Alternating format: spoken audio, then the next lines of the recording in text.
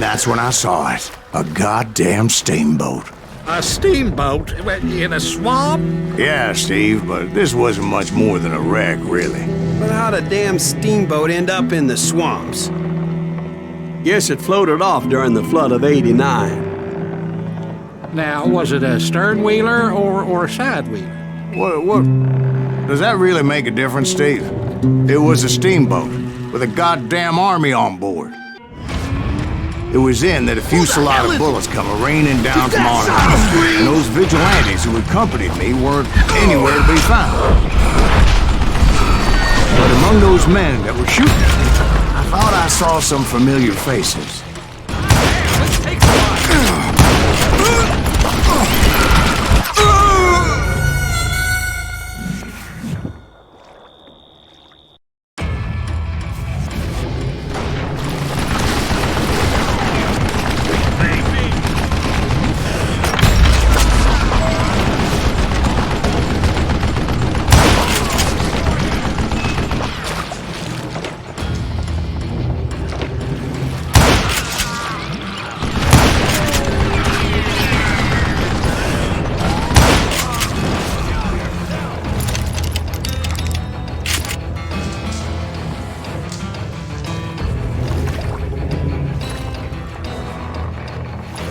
That's it!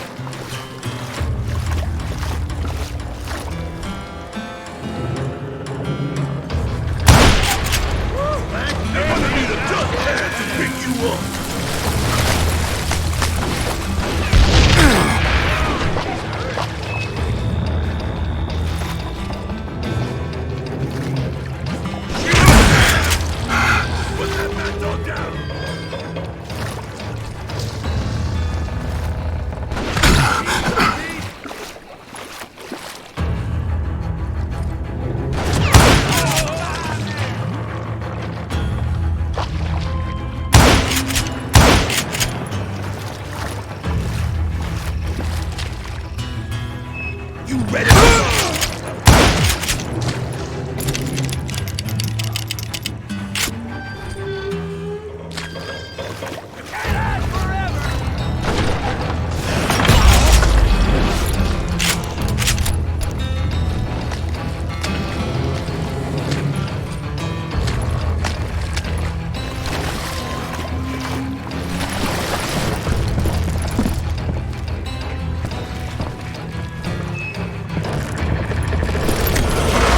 Somewhere up there, the Daltons were waiting on me.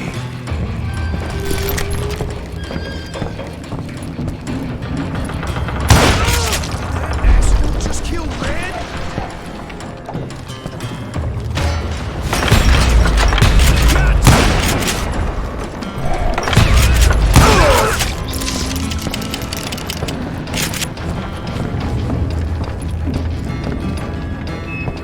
Sounds like you don't give up too easy.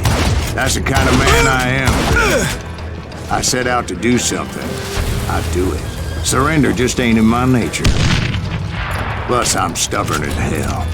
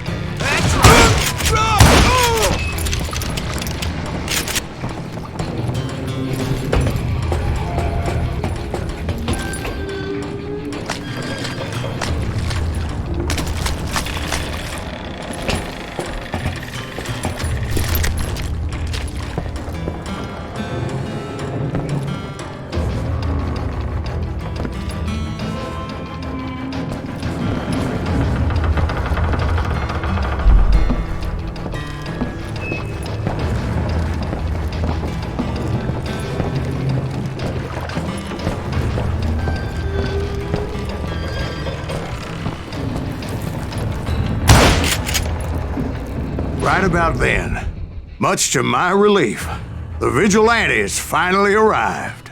Their leader motioned at a cabin in the middle of the top deck, pointing me directly at the Daltons. I finally had them, after months of dogged pursuit. But it turned out that they had me. Take him out! I'm sending you to hell!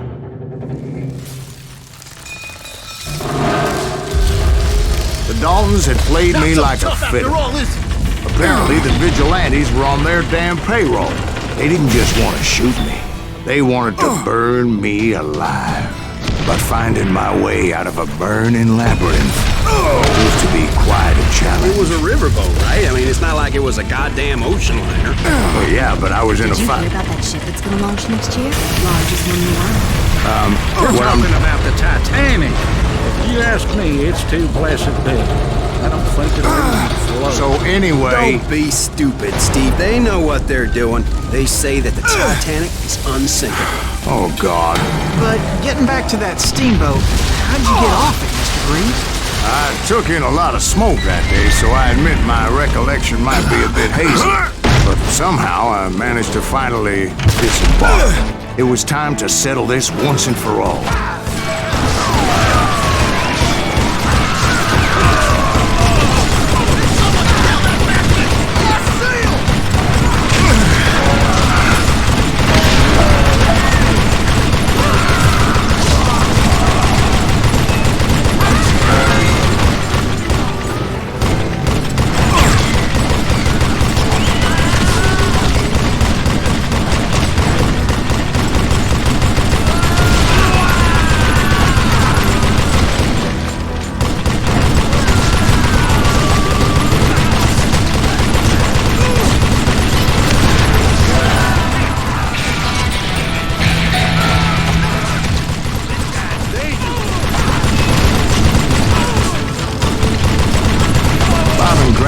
About to come at me one at a time.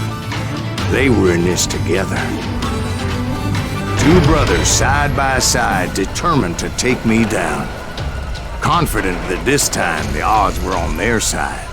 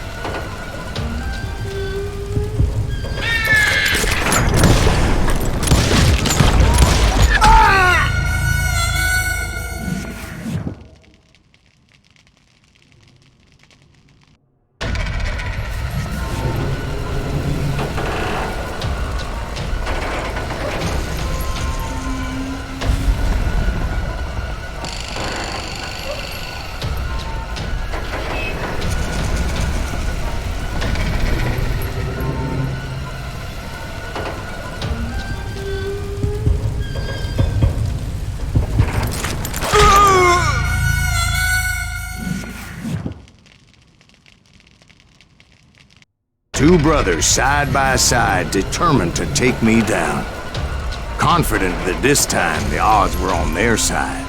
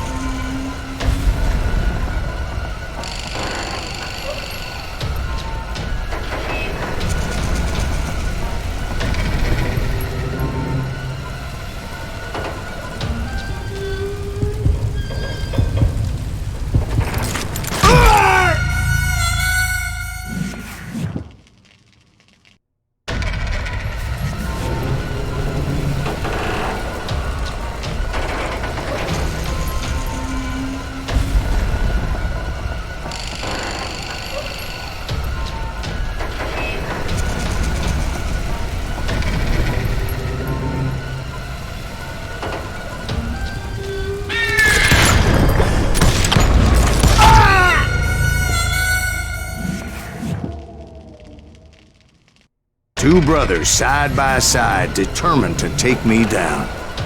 Confident that this time the odds were on their side.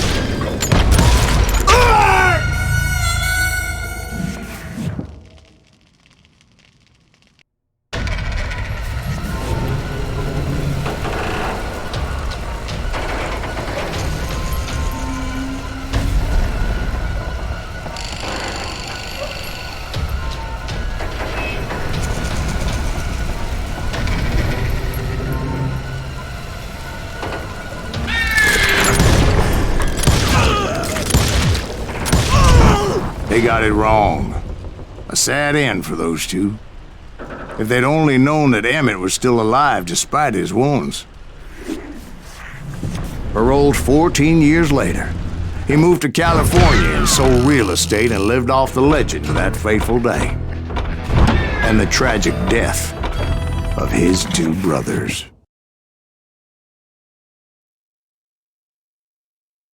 My own brothers died tragically as well, truth be told.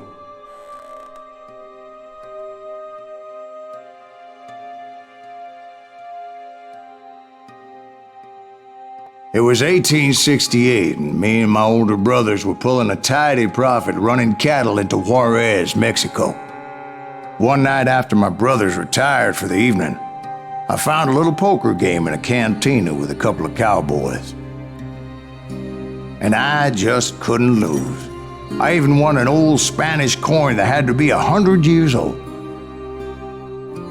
Well, I was mighty pleased with myself the next morning as my brothers and I rode for Texas. But before we crossed the border, those cowboys caught up with us. It was Johnny Ringo, Roscoe Bob Bryant, and another asshole named Jim. They wanted their money back and everything else we had, including our lives, as those boys didn't want us coming for them later. Bob put that old Spanish coin in my mouth and said, "I won't have it said that I left you with nothing, boy." Well, those horses bolted, and there we hung as those bastards rode away. The branch finally snapped under the weight of the three of us, but being my older brothers were bigger and heavier, they were already dead. And right then I swore to myself that I would avenge them.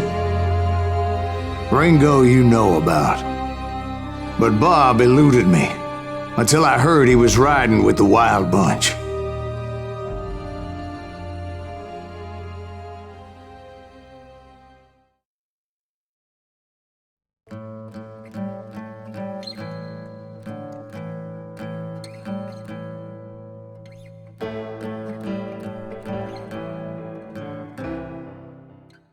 I'd been on their trail for months, ever since they left their hideout in the Bighorn Mountains. Led by Butch Cassidy, they were a loose association of outlaws who robbed banks and trains from Colorado to Montana. Among them was the Sundance Kid and that murderous hombre I was tracking, Roscoe Bob Bryant. Were you a part of that giant Pinkerton posse after the Wild Bunch? No, boy.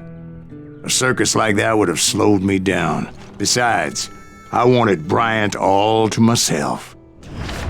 I'd heard about a large shipment of gold being transported to Wilcox, Wyoming on the Overland Flyer.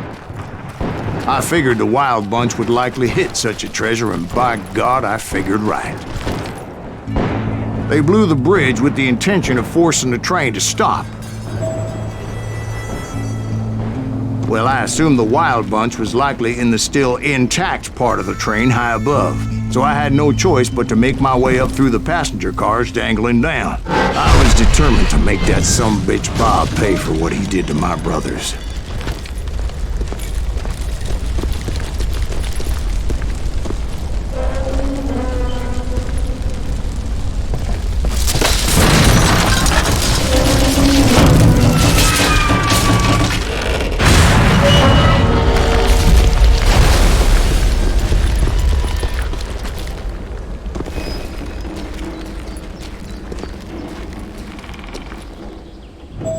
My ears are still ringing from blowing up that bridge. What'd you say? Well, I made my way off unscathed and came upon a few members of the gang and had no choice but to dispatch them. From there, I had to negotiate an even more precarious route. But first, I would need to get my ass out of there.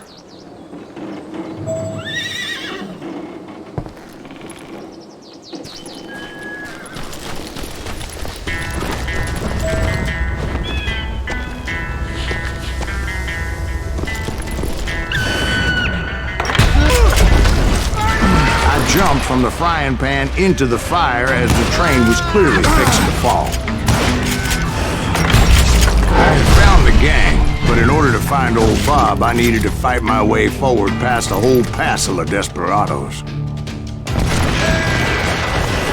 Outside, inside, any way I could, I made my way toward my prey. Well, what about the passengers? It was mostly a freight train, as I recall.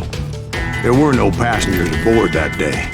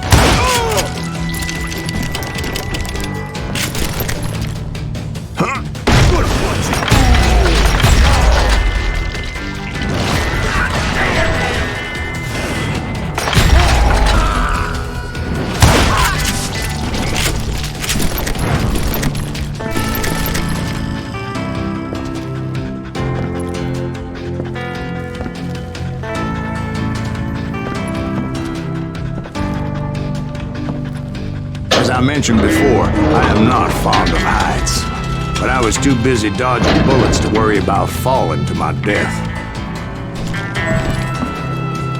Odds were I was likely to die that day anyway, so I was determined to take down as many of those bastards as I could. Those are my friends you killed!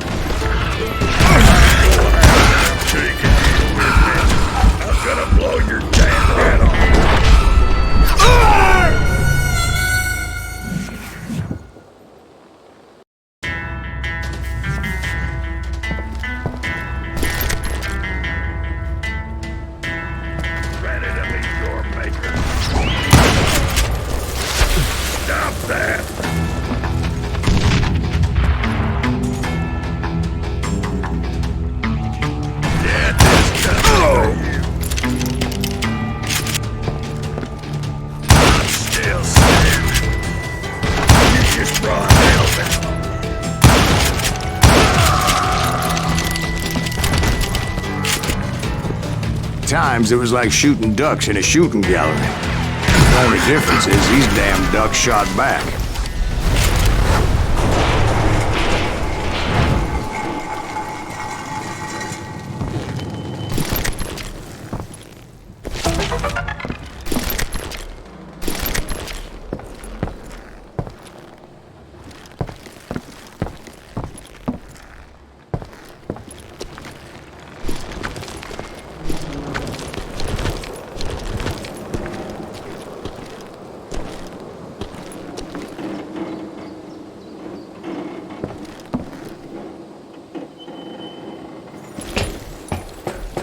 I kept hoping the law would show up and give me a hand. You mean like that giant Pinkerton posse that I read about? Did they come riding in, guns a-blazing to help?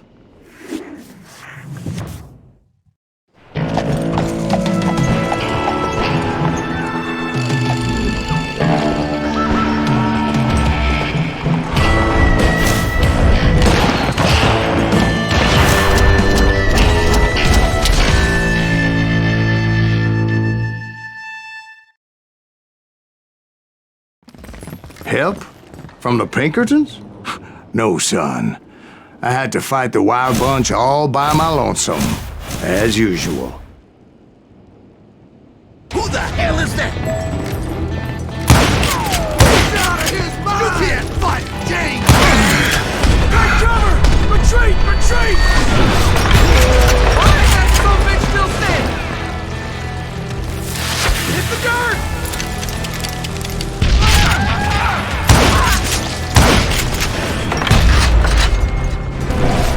He's killing everybody! Hell's a cover!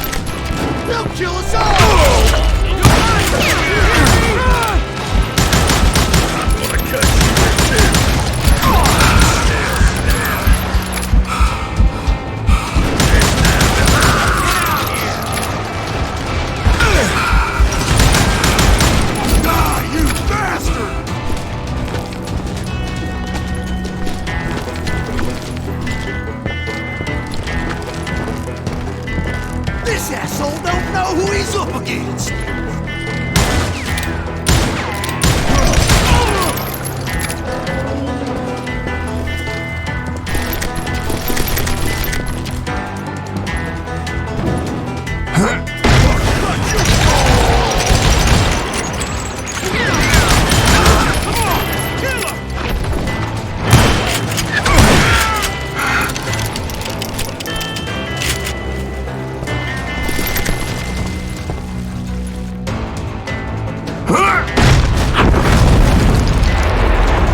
My guess is those dime novels didn't portray this as it happened, did they?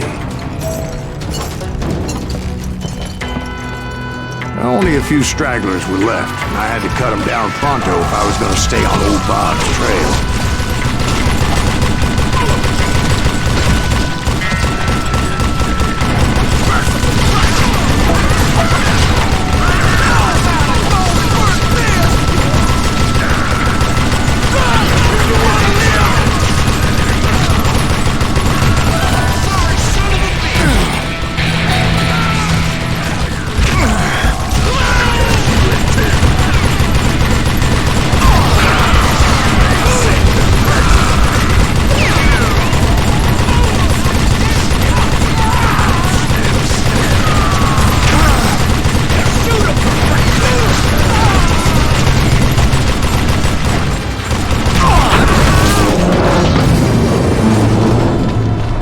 Once I silenced all those guns, I went searching for my nemesis, determined to finally have my justice. But the only survivor who welcomed me was George Flat-Nose Curry. Who was he?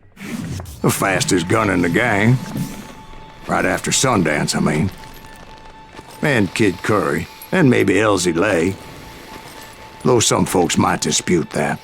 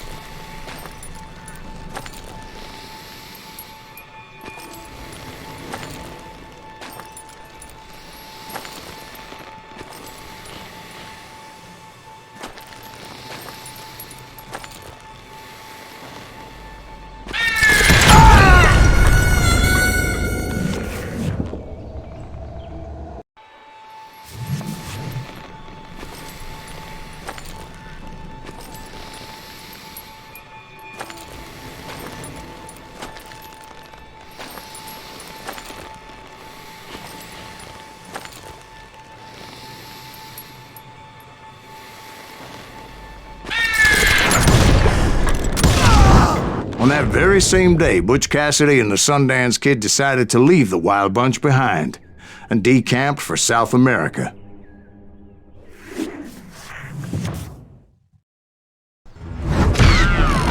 They ended up living down there for many years, but I'm sure you already know all about that.